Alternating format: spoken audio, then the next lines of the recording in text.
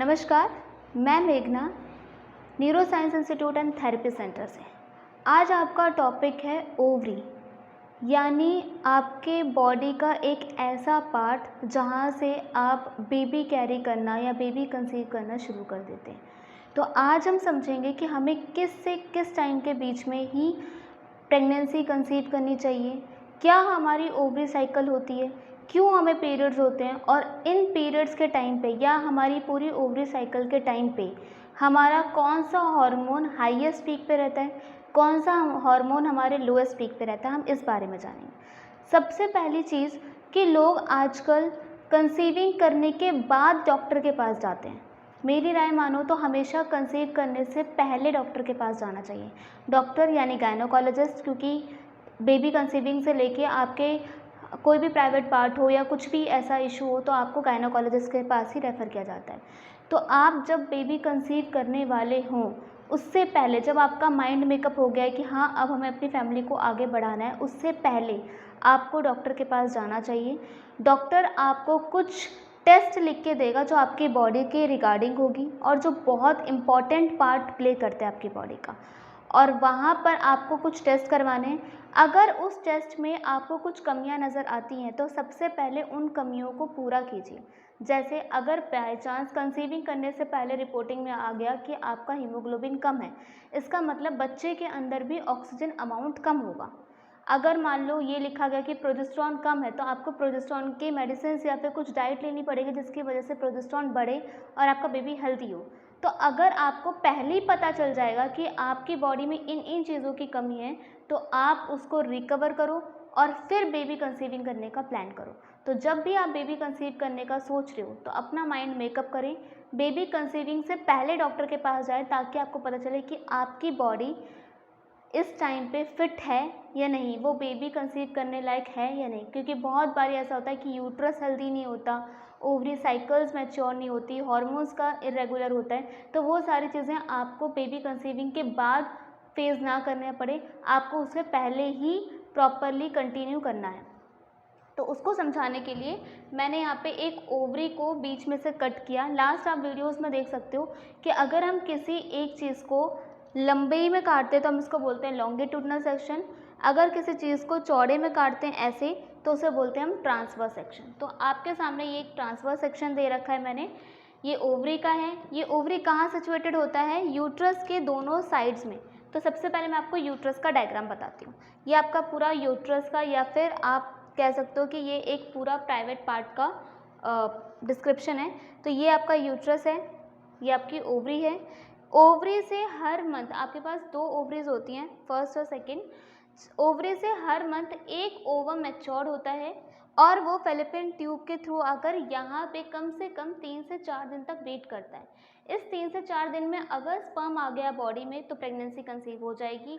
अगर स्पर्म नहीं आया तो ये ओवम हमारी बॉडी का वेस्ट है। ये ओवम लास्ट यूट्रस की वॉल पर, लास्ट यूट्रस की वॉल होती है एंडोमेट्रियम वॉल, लास्ट यूट्रस की वॉल पे कनेक्ट होगा, उस पर जुड़ेगा और जैसे ही मंथली साइकिल की डेट आएगी ये पूरी एंडोमेट्रियम वॉल को तोड़ते हुए अपनी बॉडी से बाहर निकल जाएगा।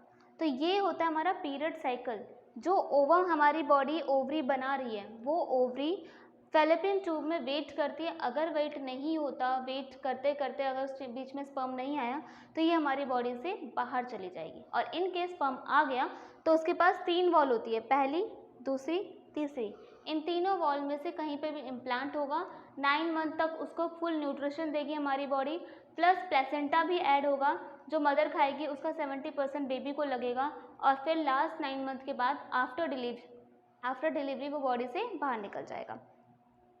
तो ये था आपका पूरा का पूरा यूट्रस का डायसेक्शन, उसका अंदर का पार्ट।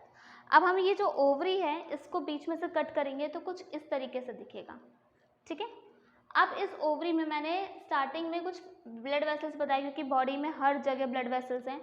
अब यहाँ पे फॉलिकल सेल्स होते हैं, वो फॉलिकल सेल्स थोड़े से बड़े हुए, थोड़े से बड़े हुए। जैसे ही फॉलिकल सेल्स आगे बढ़ते रहते हैं तो इनके बीच में गांठ से या फिर एक सिस्ट सा बन जाता है, एक छोटा सा गोला बन जाता है। जैसे ही गोला बन जाएगा हम उसे बोलते हैं मैच्योर ग्राफिन फॉलिकल्स। ये मैच्योर हो चुकी हैं, बड़ी हो चुकी हैं। अब ये ऐसे स्टेज पे है कि अब ये कभी भी फूट सकती हैं। तो जैसे ही मैच्योर हुई उसके 2 से 3 दिन बाद ये फूट जाएंगी। जैसे ही फूट जाएंगी, इसको हमने बोला रप्चर्ड टूटी हुई ग्राफिन फॉलिकल, ये टूट चुकी है। टूटने के बाद आप देख सकते हो ओवम बाहर की तरफ आ गया। ये ओवम वही ओवम है जो फैलोपियन ट्यूब में 3 से 4 दिन तक वेट करेगा स्पर्म का।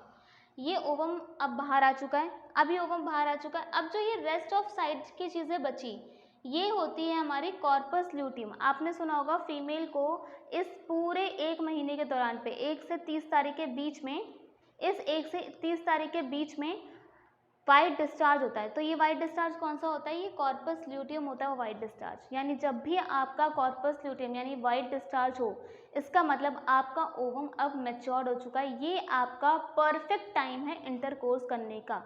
जब भी आप फीमेल की तरफ से, मेल की बात नहीं हो रही, फीमेल की तरफ से 100% कैफिशिएंसी वाली टाइम पूछोगे, या कभी सोचने को ऐसा हुआ कि क्या ऐसा टाइम होता है कि हम इस पर्टिकुलर टाइम पे अगर इंटरकोर्स करें तो हमारी कंसीविंग अपनी तरफ से प्रॉपरली है, तो वो होता है कॉर्पस ल्यूटियम का टाइम। मंथली जब आपको वाइट डिस्चार्ज हो, वो बेस्ट टाइम होता है आपका इंटरकोर्स करने का।